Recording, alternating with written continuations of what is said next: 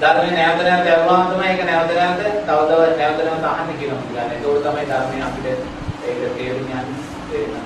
සද්ධර්මයේ කාගේ සද්ධර්මයක් මගේ නෙමෙයි කාගේම සද්ධර්මයක් නෙමෙයි නැවත නැවත අහන්න. එතනින්මයි අපිට ප්‍රඥාව කියන කාරණේ සද්ධාව කියන කාරණේ සකස් වෙන්නේ. සද්ධාන සුරුනේ දුර්වල නම් අපිට කවදාකවත් ප්‍රඥාව සද්ධාව කියන කාරණේ සකස් වෙන්නේ නැහැ. ඒ නිසා හැම වෙලාවෙම මේ උපාදානය කියන වචනය ගැන අපි පරිස්සම් වෙන්න ඕනේ. උපාදාන පත්‍ය භව. උපාදානයේ භවය සකස් කරන්නේ. උපාදානය සකස් කරන්නේ කවුද? තෘෂ්ණාව විසින්. තෘෂ්ණා පත්‍ය උපාදාන. එහෙනම් කවුරු හෝ වේවා, ගිහි කෙනෙක් වේවා, පැවිදි කෙනෙක් වේවා, යම් දේවල් තෘෂ්ණාවෙන් උපාදානය කර ගන්නවා නම් ඊට අදාළව ප්‍රතිසන්දි සකස් වෙනවා. දැන් ස්වාමීන් වහන්සේ කෙනෙක් හිටියා බුදුරජාණන් වහන්සේගේ කාලේ එයාට එක්තරා සිවුරක් දෙනවා කෙනෙක් වස්ත්‍රයක්. දෙන්න මේ කාලේ අද වගේ සිවුරු පූජා කරේ නැහැ වස්ත්‍රයක් තමයි දෙන්නේ.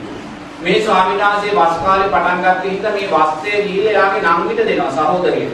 මේක තියාගන්න මම වස් කාලේ වුණාට පස්සේ ඇවිල්ලා ගන්නම් කියලා. දැන් මෙහෙම කියලා ගියාම සහෝදරිය බලලා මේ රෙද්ද හොඳ දෙයක් මට ඇඳුමක් මහ ගන්න. ඒ නිසා මෙයා මේකෙන් ඇඳුමක් මහගෙන වෙන රෙද්දක් තිබ්බා.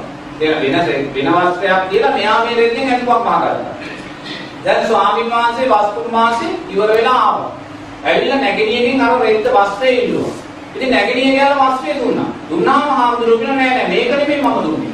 ඊට වඩා හොඳ එකක් මම දුන්නේ. මම දුන්නේ කොහොමද ඕනේ කියලා. එතකොට නැගණිය කිව්වා නෑ මම එකකින් ඇඳුමක් මහගත්තා. ඔබ වහන්සේ මේක ගන්න කියලා. එයා කියනවා නෑ මට ඒකම ඕනේ කියලා. ඊට පස්සේ නැගණිය අර වස්ත්‍රය දුන්නා. මෙන්න මම ඇඳුමක් මහගත්තා ඒක ඔබ වහන්සේ මේක කියලා සිවුරක් කරගන්න කියලා වස්ත්‍රය දුන්නා. දැන් මේ හාමුදුරුවෝ වස්ත්‍රයත් අරගෙන ගියා.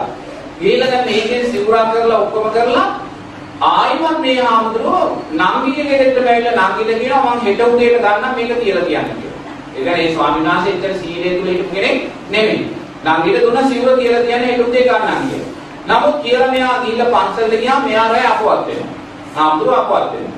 අපවත් වුණාට පස්සේ දැන් ගෝම දාන කටයුතු ඔක්කොම සිදු කරලා ආදාහනය කරලා දැන් සුමානයක් විතර ගියාම නංගි මේ සිවුර අරගෙන යනවා පන්සලට. මොකද දැන් හාමුදුරුවන්ගේ කෙනෙක් දෙයක් ඊ කෙනෙකුට තියාගන්න බෑ. ඒක සංඝයාට බාර දෙන්න ඕන.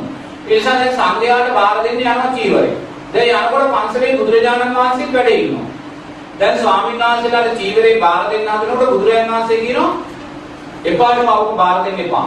ඔබ මේක ගෙදර ගෙනියලා තව සුමානයක් තියාගෙන අරන් එන්න කියලා. ඒ වෙලාවට දැන් නැගණියට ප්‍රශ්නයක් ඇයි මේ කියලා. නැගණිය අහනවා ඇයි බුදුරජාණන් වහන්සේ මේකයි මට බාර දෙන්න එපා කියලා. ඔබට පේනවද ඔය සිවුරේ දුවන කාවා කියලා කියනවා. ඔය කාවා ඔබේ හාමුදුරුවෝ ඔය උප්පත්තිය ලැබලා මේ සිවුර කෙරේ තෘෂ්ණාවෙන් කියනවා. ඕපපාතිකෝ උප්පත්තිය. ඒ තමයි උපාදාන පත්‍ය භව කියන්නේ. මොකද ඒ තරම් යා සිවුර උපාදානයේ කරගෙන ඉන්නේ. මරණ වේලාවේ සිවුරයි මතක් වුණේ ඒ සිවුරේ මුඛාවිත් බවට පත් වෙලා උප්පත්තිය. දැන් ඔබලා ඔබේ ඇඳුම් මල්ලා අල්මාරිය අරිනකොට ඔබට පේනවනේ කාව දුවනවා කවුද මේ? පෙර ජීවිතයේ ඇඳුම් උපාදානය කරගත්ත අයමයි. වෙන කවුරුත් නෙමෙයි. තේරුණාද? හරි භයානක දැන්. තේරුණාද? ඒ ඔය මේකෙන් එහා මෙහා දුන කාව කියන්නේ පෙර ජීවිතයේ ඇඳුම් උපාදානය කරගත්තා වූ අය. දැන් අපි කියමු මහාචාර්යවරයෙක් ආචාර්යවරයෙක් ඉන්නවා කියලා. එයා ධර්මයක් තුල නැහැ. ධර්මයක් ඒගොල්ලෝ ආදාහනේ නැහැ. ඒ වගේ. නමුත් පොත්පත්මයි උපාදානය කරන්නේ. දැනුමමයි උපාදානය කරන්නේ. පුස්තකාලයමයි යාගේ ජීවිතේ. එයා මැරෙන වෙලාවේ පොතමයි උපාදානය වෙන්නේ. පොත උපාදානය වෙලා ඒ පොත් කබඩ් එකේම කාවෙක් වෙලා. දැන් පොත් කබඩ් දාන්නකොට ඔයගොල්ලෝ දැකලා තියෙනවද ඒකෙන් කාව දුවනවා? කවුද මේ? කවුද මේ? පෙර ජීවිතේ පොත් උපාදානය කරගත්තා. මේ බුදුරජාණන් වහන්සේ දේශනා කරා මම කියනවා නෙමෙයි ඈ. මේක තමයි උපාදාන පත්‍ය භව කියන්නේ. තේරුණාද? උපාදානයේ කියන දේ ඒ ශාවීකෙන් භවයක අපිට ඊළඟ ප්‍රතිසන්දිය සකස් කර ගන්නවා ඊට අදාළ.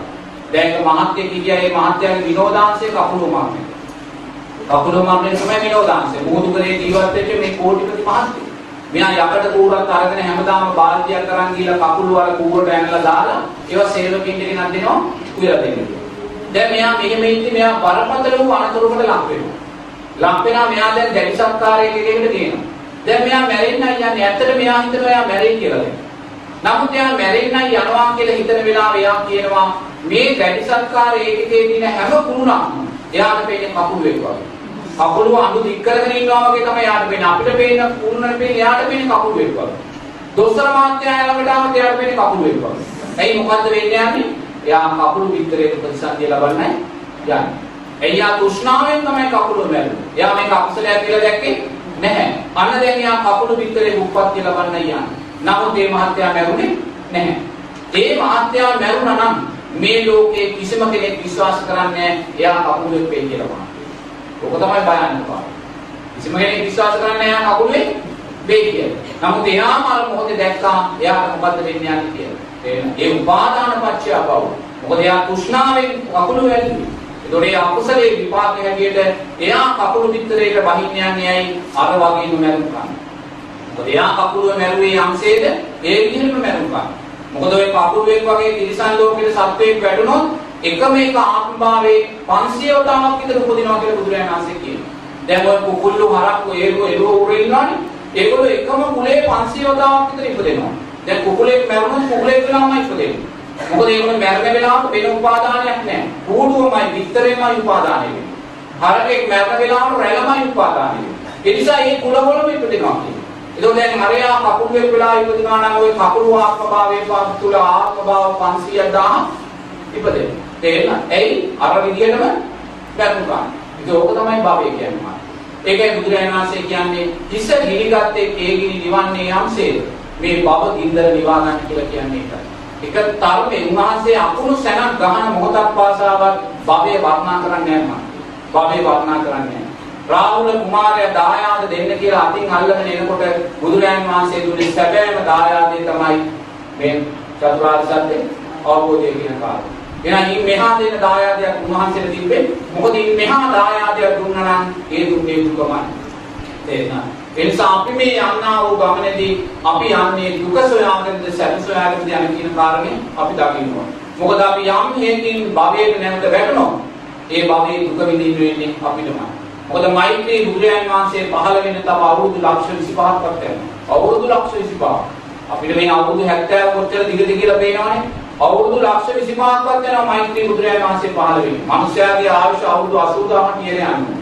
මේ ආයුෂ ගෙවෙන ප්‍රමාණවකූලව අවුරුදු 80000ක් ආයුෂ ලබන්න නම් තව අවුරුදු ලක්ෂ 25ක් වත් යනවා මෛත්‍රී බුදුරජාණන් වහන්සේ පහළ වෙන්නේ. ඒ අවුරුදු ලක්ෂ 25 දක්වා අබුද්ධෝත්පාද කාලයක් ලෝකේ ධර්මයක් නැහැ. සංග්‍රහයන් වෙන වචනේ බණපදයක් ලෝකයට අහන්න නැහැ. ඒ කියන්නේ ඒසා මිත්‍යා දෘෂ්ටික ලෝකයක් අපි ඉදිරියේ තියෙනවා. එනම් මාත්‍ය දුක කියන කාරණේ ප්‍රමාණය මෙපමණයි කියලා අපිට කියන්නේ. එනම් මේ සංසාර බය මොනින් දකිමින් මේ ජීවිතේදීම සතර පායෙන් මිදෙනවා කියන චිත්තයයි ඇති කර ගන්න.